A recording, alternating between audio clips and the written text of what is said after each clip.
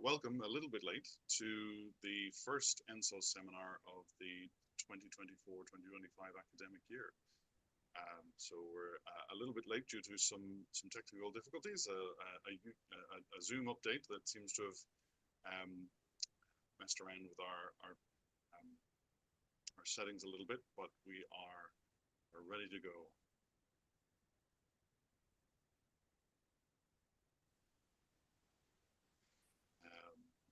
So thanks for joining, and a very warm welcome to our new season and to our first speaker. Our first speaker is Dr. Annemarie Kalis, who's Associate Professor in Theoretical Philosophy at the University of Utrecht.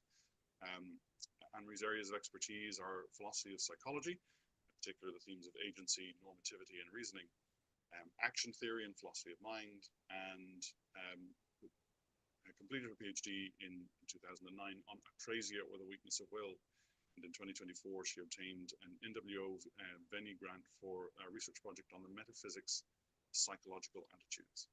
And since 2019, she has coordinated a 5-year project on the question of how to understand our capacity for self-control.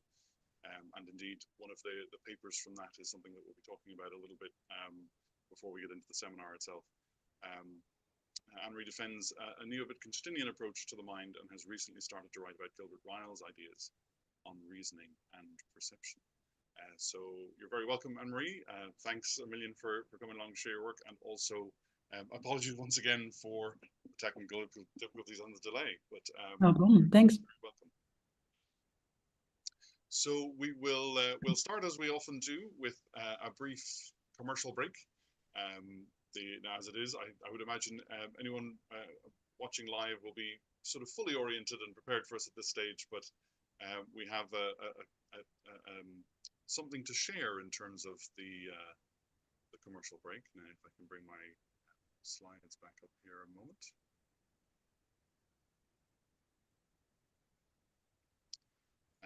So this is something that may be of interest to members of the ENSO community who may not have come across it.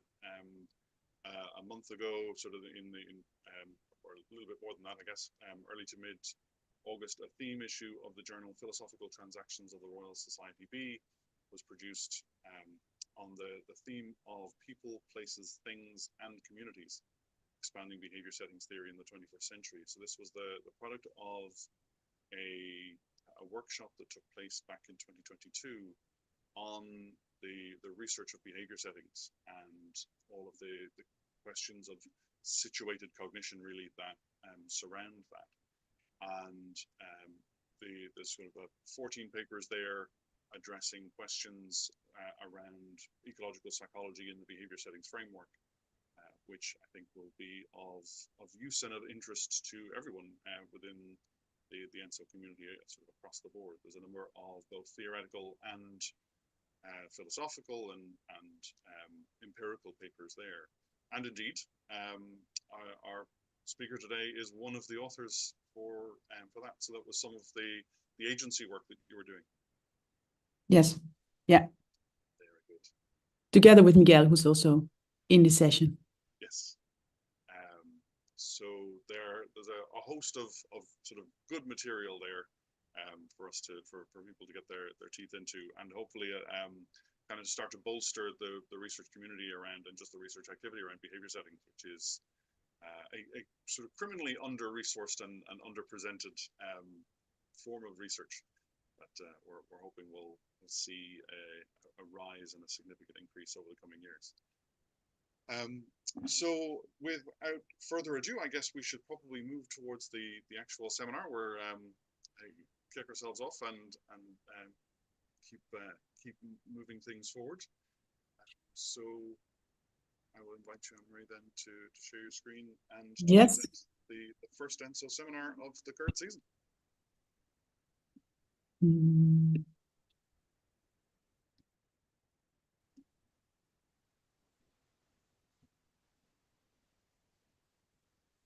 Yes, does that work? Yeah, perfect. Okay, great. Yes, thanks a lot for this invitation, and I'm very happy that I can present this work in progress here.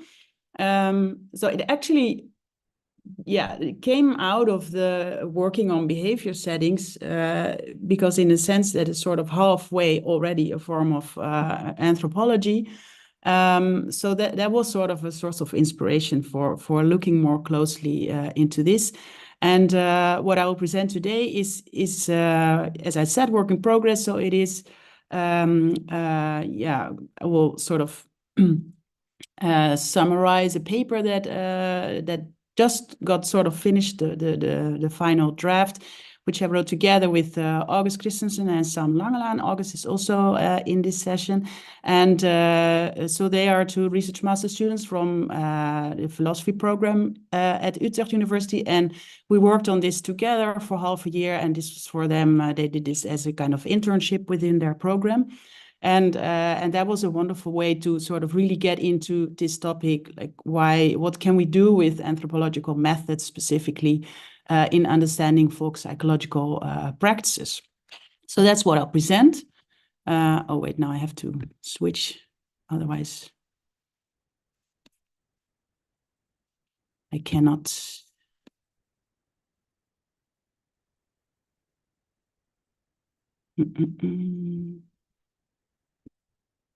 Yeah, the issue, now it works. Yeah, okay. So the way the talk is set up is that I first would like to spend 10, maximum 15 minutes to sort of talk you through the general argument that we are developing in the paper. And then hopefully have at least 10, 15 minutes to also look at some case studies, like specific anthropological studies that we looked into to really show you how this would work more concretely. So the first part is just the general idea of the paper. So at first it starts, well, I have to tell you something like what is the topic? What are we talking about here? So we are concerned with folk psychology as a practice. What kind of practice is it? It is just the way in everyday life we interpret each other's behavior in terms of a mental state. So we work with a very broad definition on purpose. Many of you who will have read or worked on folk psychology know that traditionally the focus is on these very classic philosophical notions of propositional attitudes. So it's beliefs and desires, and then since the Davidson and Bradman and so on, it's also intentions. But these are the three core attitudes as they're being discussed in the philosophical discourse. But we are in principle open to that there might also be other kinds of concepts that will be part of the practice of interpreting each other's behavior in terms of mental states. Also, most philosophical accounts of what folk psychology is classically consider that what this is doing in everyday life is that it helps us to predict and or explain the behavior of other people, and also indirectly also of our own behavior. And you see from the list of authors that I quote here is that this can still include a very wide variety of different positions, different ways of understanding folk psychology. There's no need to go into those differences here, but at least what these authors already share is to think of folk psychology as a kind of predictive or explanatory device in everyday life. Well, our starting point is already taking a little bit of distance from that classic tradition, and what we are building on is more like recent work on folk psychology that primarily understands it as a form of social behavior, so as a social phenomenon. And also importantly, a practice that need not necessarily carve the joints of nature. So it need not necessarily correspond to our cognitive architecture the way this is studied in cognitive science. That is also part of the classic picture that it is. For example, when you look at Fodor, what he is looking for is see how do the everyday mental concepts correspond to our cognitive architecture. And that's still a lot of work in philosophy and cognitive science is concerned with that. But the tradition that we work on sort of loosens that connection, or at least it's an open question to what extent there is any kind of correspondence to cognitive science notions. And also the other open question is what role folk psychological phenomena actually play in social practices. So it can be predictive, it can be explanatory, it could also be something else. For example, in the mind-shaping literature, there's a lot of talk about how folk psychology regulates social behavior. Okay. So what we are doing is basically we are interested in two main philosophical questions in the philosophy of folk psychology. What are we trying to understand? And then our argument, of course, will be that anthropological methods can be really valuable in helping us answer those philosophical questions.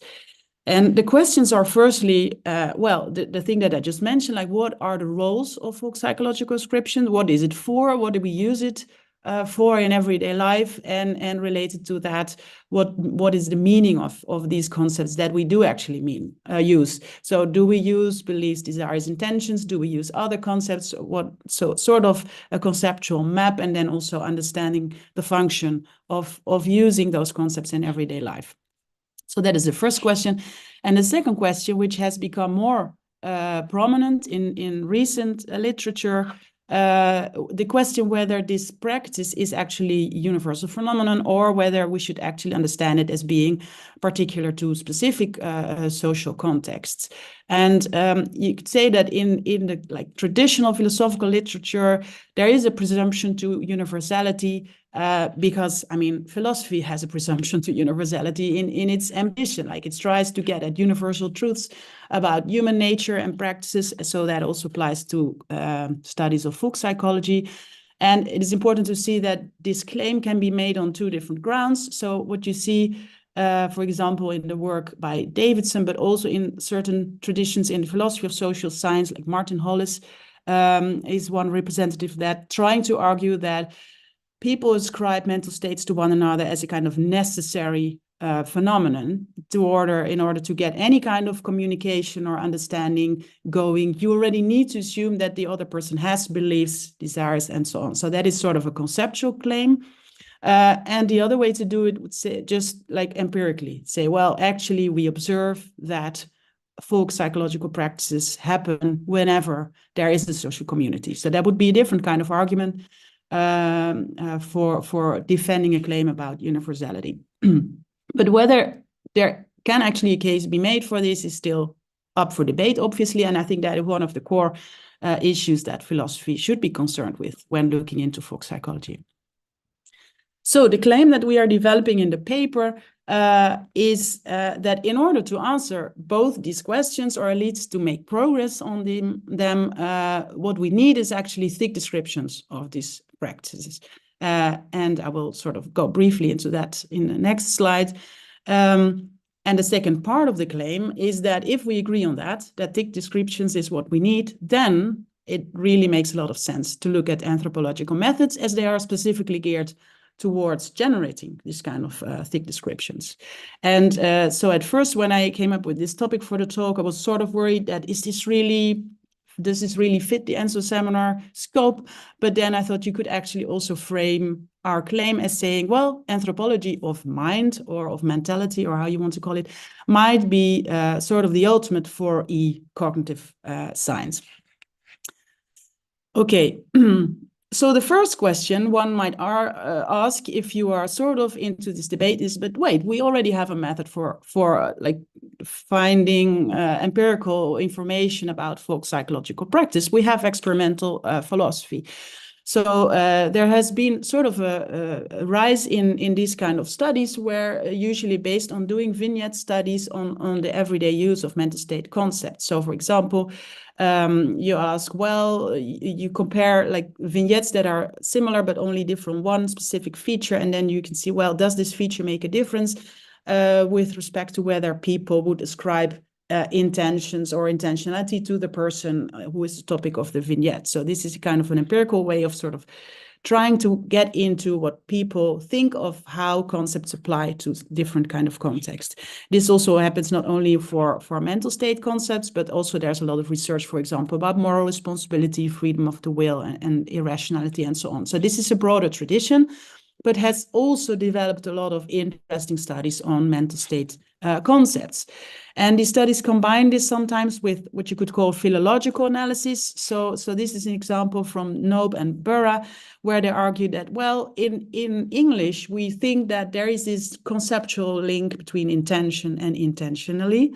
And that's also part of a philosophical position. For example, in Anscombe's work, this is quite important. But they argue, well, this might actually be linguistically contingent. So they compare it with Hindi in this study, where the word that is used to indicate doing something intentionally is actually derived from the word for knowledge and not so much from the word intention. So there they say, well, the linguistic leads might not actually tell you something about a kind of deep, necessary conceptual link there. So, as I said, this is very valuable work and really helps us to get into certain insights about the everyday use of concepts. But why do we think that this is not sufficient to answer the questions that we focus on in the paper? Well, firstly, they mostly generate quantitative information. So it's usually sort of comparing responses, the average responses with respect to specific vignettes. And also the circumstances are incredibly controlled. This is also a good thing, obviously, because then you can do quantitative analysis and use large groups and see what are statistically relevant differences. But the vignettes that are offered are always conceived by the experimenters. So they're all I mean, if there is something like cultural contingency, then you will also see this in the vignettes. And also because of the setup of these studies, they are actually not so suited to provide insight in the more messy and temporally and spatially extended features of folk psychological practices as they happen outside of the laboratory. And this is, of course, also something that these studies acknowledge, and it's also been remarked in the literature. So it doesn't mean that these studies are worthless in any sense, but it means that if you want to answer the questions that we are asking, then this might not give you the full picture. So we need something more. So what do we need? So I already introduced the notion of thick descriptions. So we claim that this is what will actually bring you forward with answering these questions. So thick descriptions, the term was coined by Gilbert Ryle, and he used it to sort of get into what is needed in order to find out whether someone's behavior is intelligent activity. And he uses the example of two boys who are making winking movements in a very identical way. Let's say they're also twins, so it looks completely identical from the outside, what they are doing. But actually, it is the case that one of these boys is trying to signal to a friend, and the other boy is suffering from an involuntary spasm of his eye. And then Ryle's question is, well, what do you need in order to show that the one boy is actually doing something with a certain purpose and so on? You cannot see that just from looking at the movements. This also, by the way, shows that obviously Ryle is not a behaviorist in the traditional, like, sort of negative sense of calling someone a behaviorist. So he acknowledges that there's more going on than the movement that you just see from the outside. And then he introduces a notion of thick description to see, okay, this is what you need in order to identify one of these movements as winking. And then, so what you actually need is indicate the significance that the behavior has for the person observed and interpret it in terms of goal directedness and meaning. So our point is that this is also what you need to understand folk psychological practices and the kind of things that people say to each other, the movements that they make in communication and so on. You need to be able to describe them thickly in this sense in order to see what it means for them and also to understand the folk psychological practice, see what its aims are and to what extent different practices are similar or different. Now, this connection to anthropology has already been picked up. So actually, Clifford Geertz, who is like one of the classic anthropologists, did pick up on Ryle's notion of thick description and argue that actually this is exactly what anthropologists do. So he discusses this example in his paper, The Interpretation of Cultures, where he argues that, this example of the winking boys presents an image only too exact, the sort of piled up structures of inference and implication through which an ethnographer is continually trying to pick his way. So anthropological data, he says, are actually constructions of other people's constructions of what they and their compatriots are up to. So you also see here reference to goal-directedness, meaning And what I think is a very nice phrase is when he says that what anthropologists do is sort out the structures of signification. So this is basically the argument that we use to say, well, this shows why anthropology is a really important resource for understanding folk psychological practices. So very briefly, what is sort of the essence of anthropological methodology? The sort of the main concepts there are ethnographies and participant observations. So ethnographies is usually used to indicate the outcome of the fieldwork that an anthropologist does. So the reports, the note-taking of the observations and the interpretations that accompany the observations. So this is what you read in the papers, in the books. And the fieldwork involves participant observation. So you really immerse yourself in the practice that you are studying. You are a participant. And that also means that you need to be very aware of your own positionality as a researcher. So anthropology is not doesn't aim to be a neutral science in the sense of that the perspective of the research is very much part of what doing this research is about.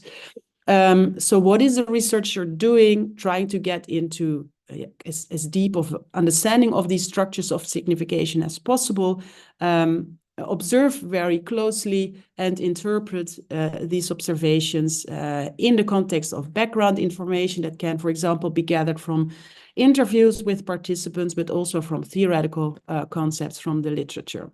I mean, anthropological traditions differ how much importance they actually assign to theoretical concepts. There are also anthropologists who say that the research should be mostly bottom-up, and others who think, well, no, actually the theoretical concepts that have been developed in other studies can be useful to sort of give a new perspective on what you are observing.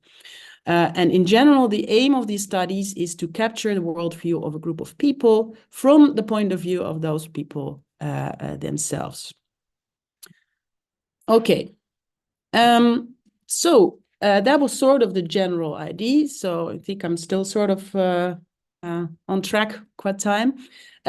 So our point is that answering these philosophical questions about folk psychology, what is it for? What role does it play? Is it universal? To what extent is it like culturally specific? Requires developing thick descriptions of these practices.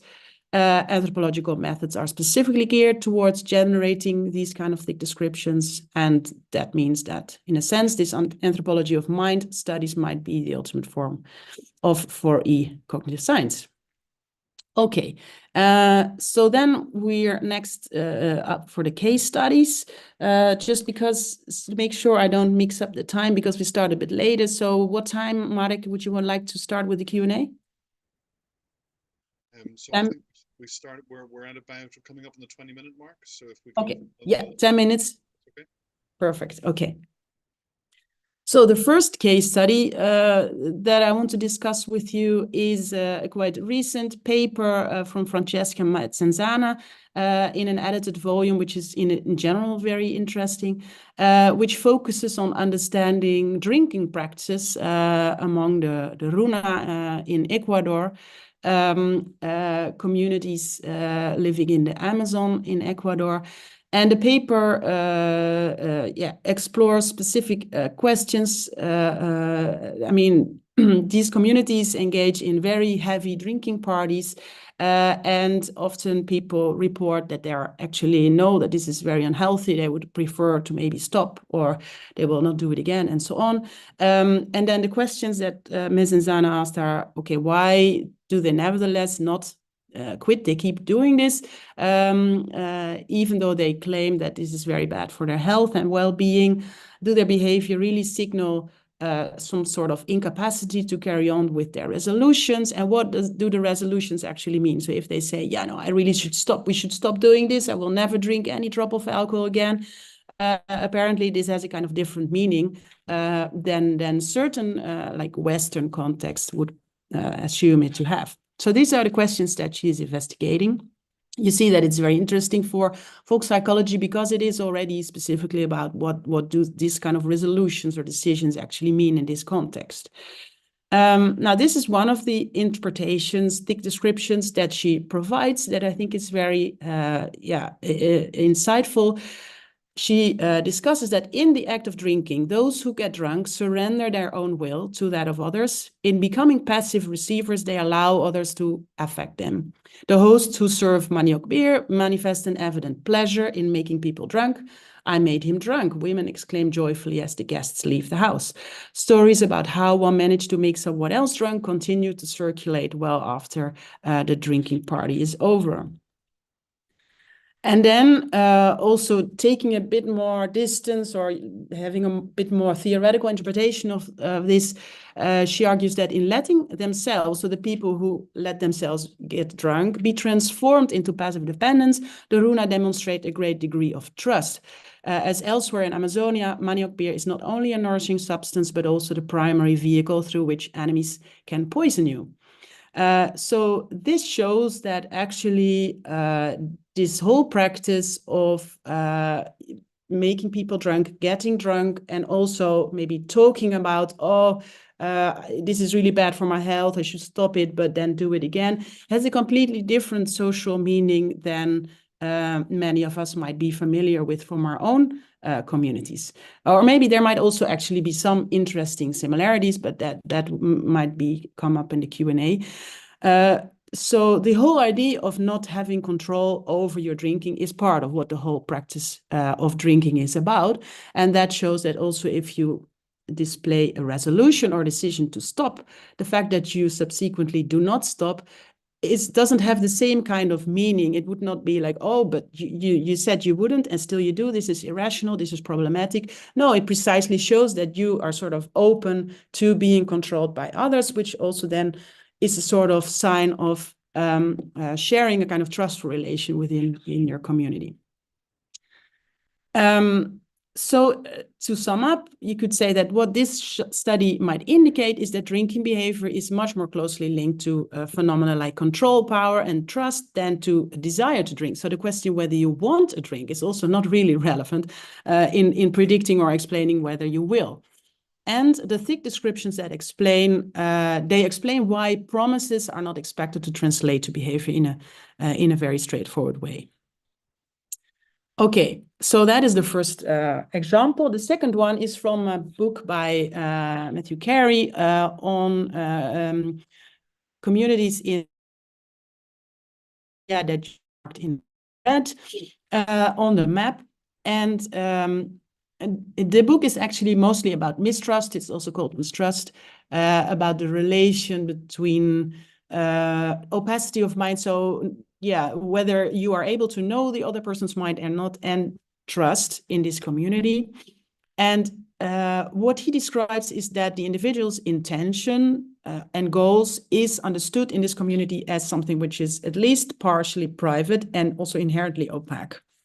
And one of the things that Carey reports is that he says that it struck me that whilst I knew plenty of words for passing emotional states, such as anger, envy, boredom, or sorrow, ones that can be read on the skin, very nice phrasing, I think, and a handful of terms for easily observable behavioral traits, such as laziness, I lacked a whole vocabulary for describing people's character. So he observes that in explaining what the others do, it's not really, there are not really a lot of concepts that sort of refer to personality traits or long-term goals and intentions, desires, and so on. So he remarks that this doesn't imply that these communities do not attribute any kind of mental life to one another. And he notes, which sort of goes back to the point I started with also about Davidson, that if you would not ascribe any kind of mental life to your community members, that would preclude most forms of communication. It's quite impossible to interpret the meaning of even quite simple sentences unless we in some way impute intention to the speaker. So the claim is not that they don't impute any kind of intention or inner life or whatever, but that they do so without using mental state language. So how do they do this? I quote a quite lengthy example because I think it shows quite nicely what he means. So this is an example where Carrie, with one of his friends within this community, is discussing a mutual acquaintance. So he asked how Samir was doing. I replied, I wasn't sure. I felt he had spent a very long time living in the mountains. My friend replied, yes, he has. Have you seen how slatternly he has become? Referring to the squalor of his living arrangement, which was extreme, even by fairly relaxed local standards.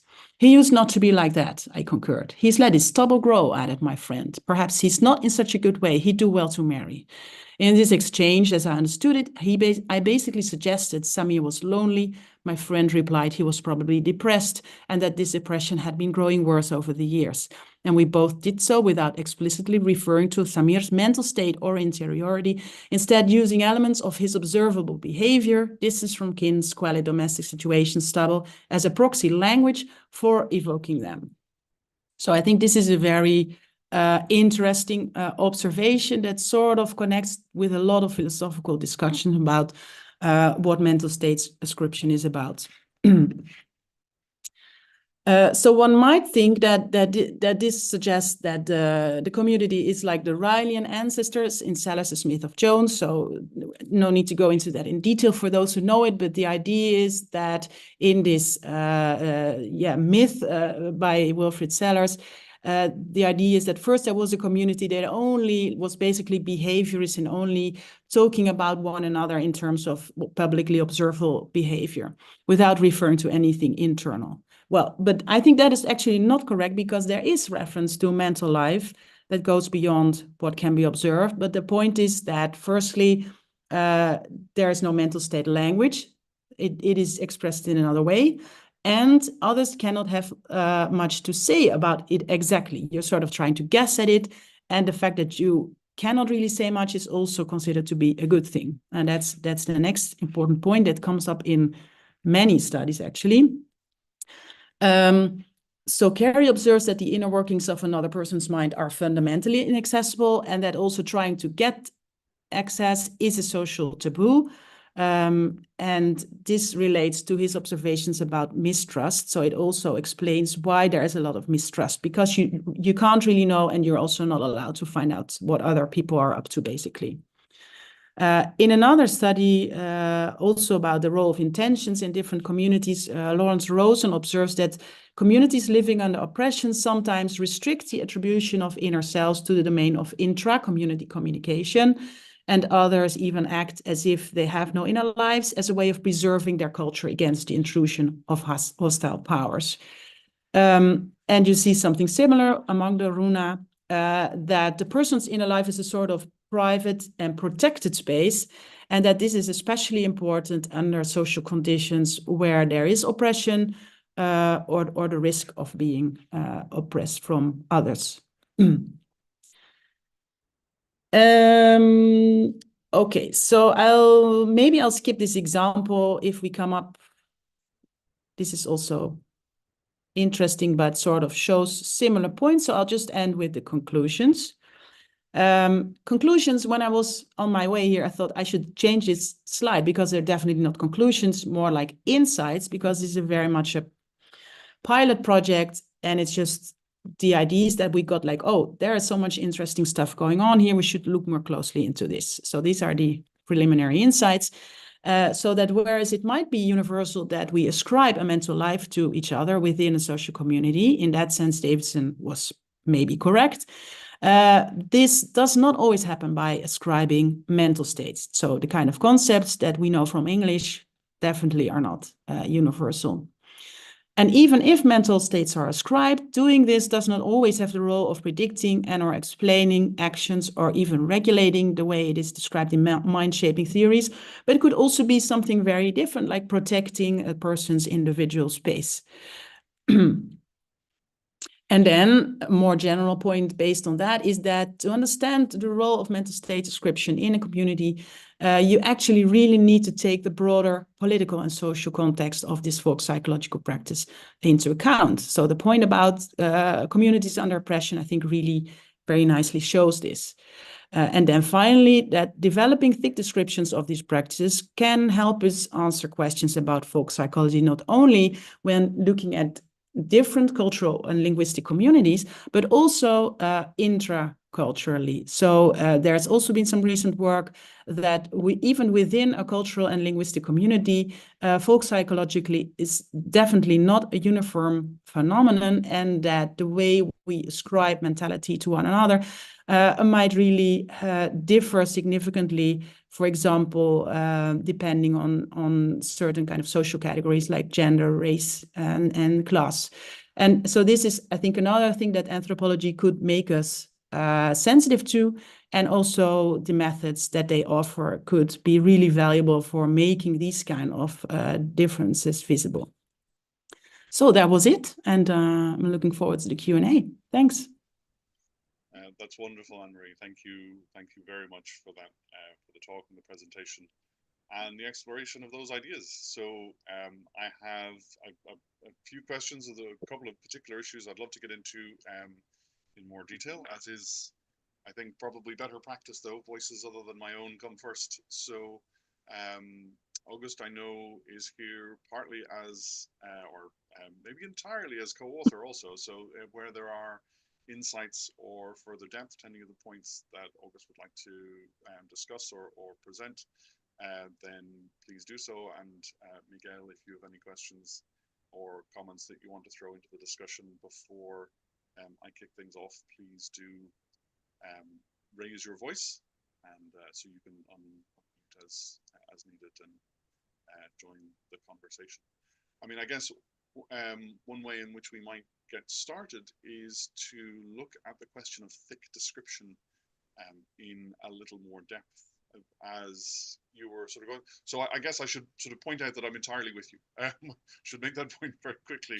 I mean, it's been a running issue within cognitive science, I guess, for decades now, really. Maggie Bowden's description of anthropology as the lost cognitive science discipline, even as early as 2006 or so, something that was foundational to the notion of the interdisciplinary endeavor when things got started, but which never really was given a seat at the table and has never really been acknowledged. And I guess there's interesting power in dynamics in play there, just at the professional level, and the scientific community level. But I guess sort of putting that aside for a moment, in the sense of, you know, if thick description is the modus operandi, you know, the primary mechanism by which anthropology does its work, are all of the characteristics of anthropological work that you described necessary for thick description? Or is there some way in which we can sort of pick out, well, what is it that makes a distinction thick? So is it the description of the context? Is it the positionality? Is it the certain aspects of the sort of ethnographic practice, even beyond the positionality? Is there, I mean, I don't necessarily want to look for a, you know, necessary and sufficient condition, as it were, but I'm just curious as to what is the really kind of, what are the key characteristics that make a description thick rather than thin? Yeah, that's an excellent question. So I think that the core feature is basically that the description sort of gets into the perspective of the thing you're observing, right? So you're observing people who ascribe mental states to one another, and you need to find out what their perspective is on doing that, what it means for them, what aims they are trying to achieve by doing that. And I think that shows that a lot of other methods will not give you that kind of information.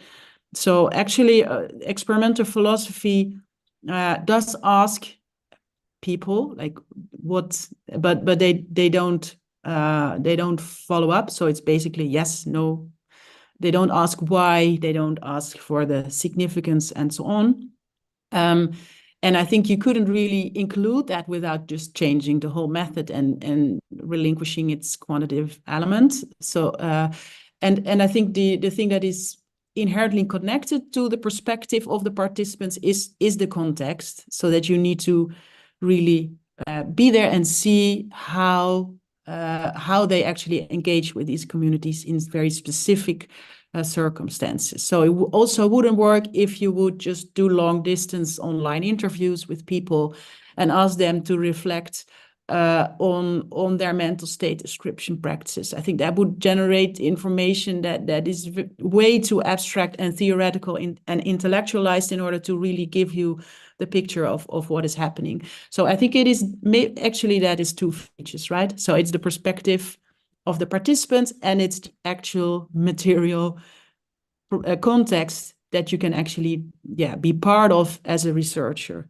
And that then brings with it the other aspects, like positionality is, I think, not in itself a necessary feature of the description, but it just probably will follow once you are engaging in participant observation and asking people for their what they mean with certain things they do, then automatically you will be a participant and you will have to reflect on it. But yeah. So So I mean, in a way, then a pluralism almost just unavoidably follows in the sense that once you're adopting the perspective of the others, and I guess there's an interesting resonance then with some of what you were describing, particularly with the Kerry example, and this was sort of one of the other sort of questions I had, or really it was kind of one of these, well, more of a comment than a question, but what seems to be present in those less direct, in a lot of ways less literal. So, one of the really key characteristics of so much Western thought is this literalism notion of, well, we can label a thing and then that label has the meaning, it is the thing that is ascribed. And in anywhere where you're anything at all more subtle than that, there is an implied humility, which is almost counter to an awful lot of the standard scientific narrative of how we do things, right? So when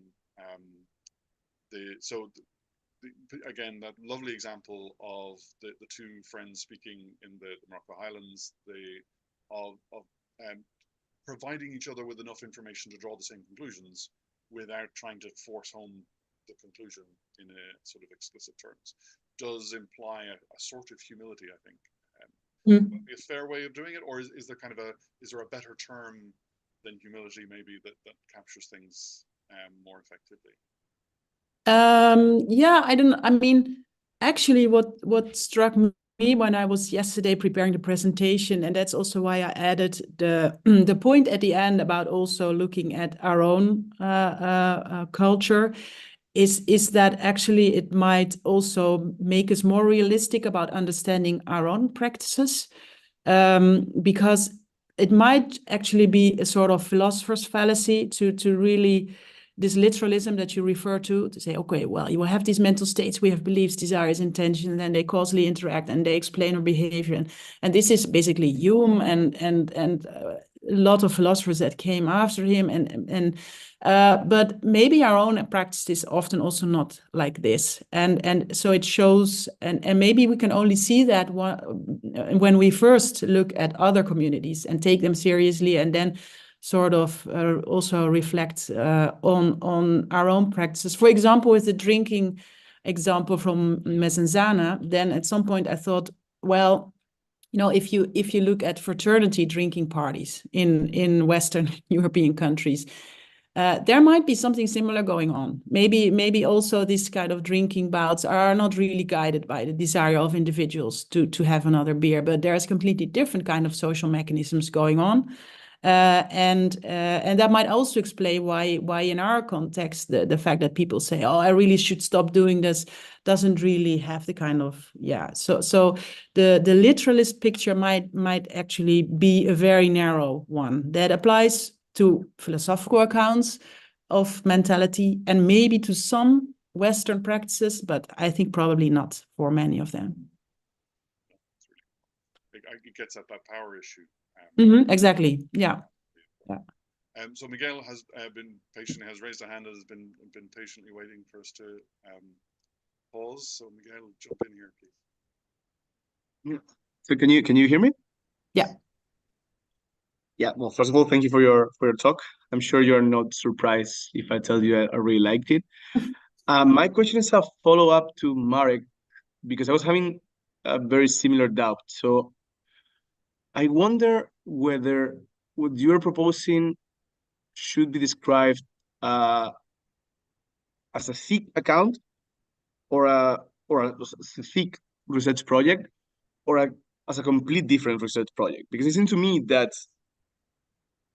with your proposal to take into account social aspects and social dynamics, and making our account less weird, in the sense that, okay, let's gonna observe how other people use folk psychology and what assumptions do they have. It seems to me that this project also, or could also imply, and that's my question, could also imply getting rid of other research projects that were embedded in the previous realist mental state as individual cognitive features that can be individuated in the brain, something like that. So I wonder whether it's actually so you're proposing to make it thick, in the sense that taking the previous account and add more things, or even like getting rid of some of their, not all, previous account, and then let's go to a new paradigm that probably is thick regarding the social approach to folk psychology, but not necessarily to further blah blah blah. So traditional old school coxai. Yeah, I see So your question. my question, to make it more precise, like, what elements of the previous traditional account should be conserved, and what others do you think that could be like excluded and create a new? Yeah. Yeah, I see. I think what is so our identification of anthropological methods as thick opposed to thin wasn't really in opposition to like traditional Fodorian cognitivist accounts, but maybe more in relation to experimental philosophy, because I think they are sort of generating thin descriptions, because they just ask, okay, would you ascribe an intention to this person, yes or no? And they say yes or no, and then you count, and then that is so that for us was sort of the ultimate like thin description of what people do in everyday life. And then we'd say, well, no, you need a lot more, and then that's why you need also anthropology. If you compare what we propose to older philosophical approaches to folk psychology, yeah, as you know, I have I have my sympathies, and I also acknowledge in the presentation that the kind of tradition that we build on is like not so strongly realist accounts of folk psychology, and mind-shaping accounts, regulative accounts, narrative accounts, and so on. So we already on board with saying, okay, you can only understand folk psychology if you understand it as a social practice in its social context. And the reason, I don't think that you can really use anthropology to give you like a justification for that position. But if you're already on board with this general idea, then it is almost obvious that anthropological insight is relevant for your paradigm. So it's more, I think we're sort of preaching for our own parish in this sense. And I don't think that someone like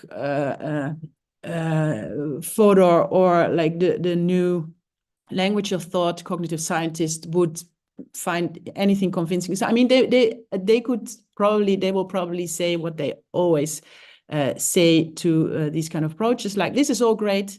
You've identified a lot of relevant social external factors that can explain why our cognitive architecture might be the way it is, but this doesn't impact on the question, on the structure of the cognitive architecture. And I mean, this is just a very fundamental difference on how we think about what cognitive science could say about folk psychology.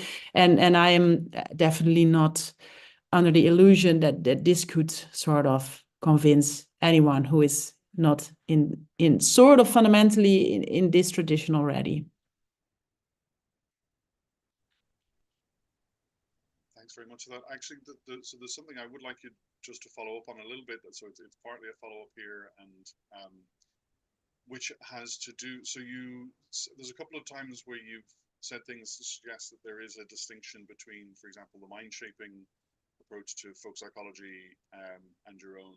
And given that, you know, essentially a large part of what the mind-shaping literature does is to start to recognize and acknowledge the power dynamics and not even just a regulatory function, but almost like a developmental constraint, and a rather dynamic one at that.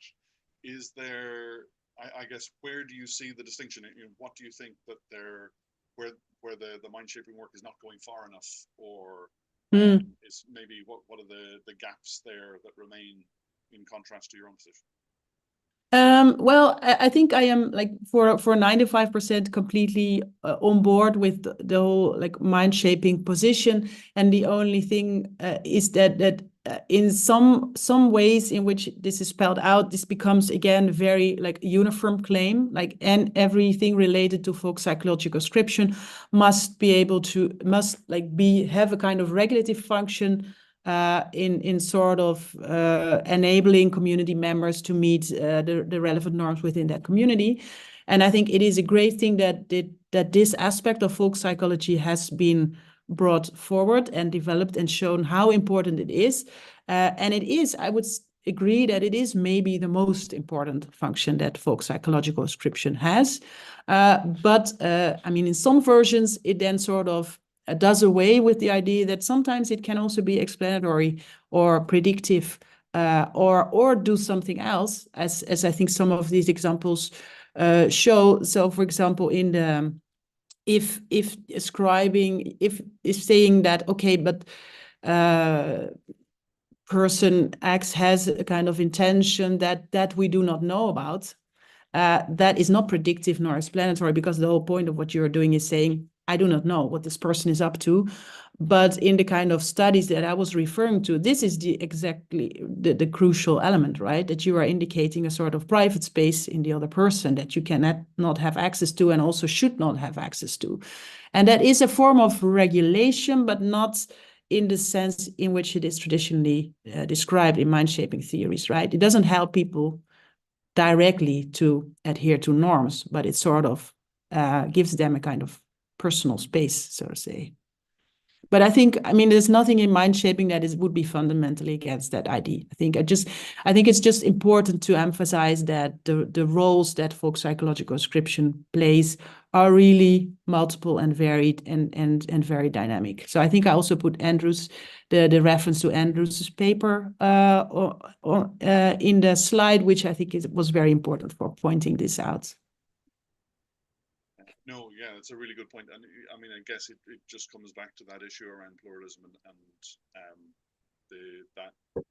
it's part of that humility of, well, we must always be sort of sensitive to the possibility that we've missed something, and not be too confident that we've captured the whole thing. It's like, that's exactly.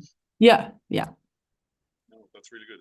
So, and I guess partly following on from that, I guess it might touch on, because this issue of power and then the ethics that come into play around the use of folk psychological terms is obviously, there's an explosion of issues here. But I guess I mostly just want to give you an excuse to have a quick word on one of those, the issue of care that you brought up towards the end.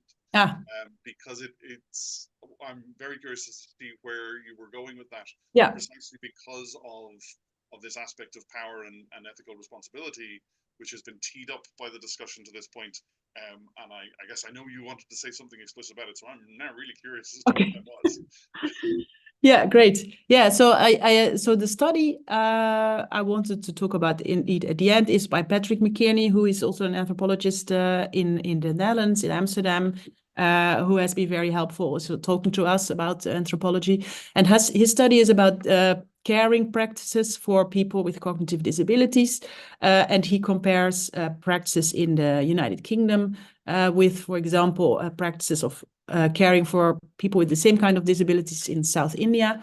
And the observation that he makes is that in the United Kingdom, a very important question for the carer is, what does the person they are caring for want to do? What are their goals? What are their intentions? And they are trying in their care to sort of keep track of what the person wants and then sort of move with that. And this leads to sort of struggles when, as will be the case with people with cognitive disabilities, that sometimes it's not clear what they want, or they are inconsistent. They say, yes, I want to watch TV, and then 1 minute later said, no, turn off the TV, I want to do. So and that is sort of a problem, because they need to sort of make their care fit supposedly the person's mental states. And he compares this practice with South India, where people are not concerned at all with what the person in question would want or intend. So they sort of decide for the person they are caring for on the basis of certain shared values on what is a good life for these persons. And that means that these persons have a lot less autonomy on everyday decisions, and the carers are like much easier in just interfering with all kinds of decisions, from very small, what they are eating, to very big, who they are marrying, and so on. And he compares these to show that these are very important cultural differences that also have a huge impact on what is considered good care and morally responsible caring practices in these different cultures. And obviously, the answer to these kind of more moral and value-related questions is not obvious, and it's also not like his job to provide these answers. But he does a great job in showing that if within a social practice you are concerned with the question, what does good care mean for these kind of patients, then you need to be aware that you are starting from certain fundamental assumptions about the other person's mental life and autonomy and so on. And that can be, I mean, that is intertwined with all these kind of cultural values. Yeah, that's wonderful. So thank you. Thanks for that. And a wonderfully sort of rich, thick example on which to round out the session. I think it's so I will say thank you very much for the talk and for your patience in the delay at the beginning. And yeah, I mean it's something, I guess it runs counter to so much of the publisher perish and the fast science that has very, just come to dominate every field, really. But nevertheless, we would certainly encourage and look forward to more thick description playing a bigger role in cognitive science across the board. Yeah, absolutely, the ultimate 4E cognitive science practice, I think. I mean, from perspective taking to immersed situated observations and acknowledgements of agency, there's the whole gamut is there. So yes, fully on board and fully agree with everything. Fully persuaded. Great, thanks a lot. Thanks a million for kicking off the series for this year, and thanks to everyone who will be having a look at the video. So hopefully we will see you again soon for another ENSO seminar. Okay, thank you.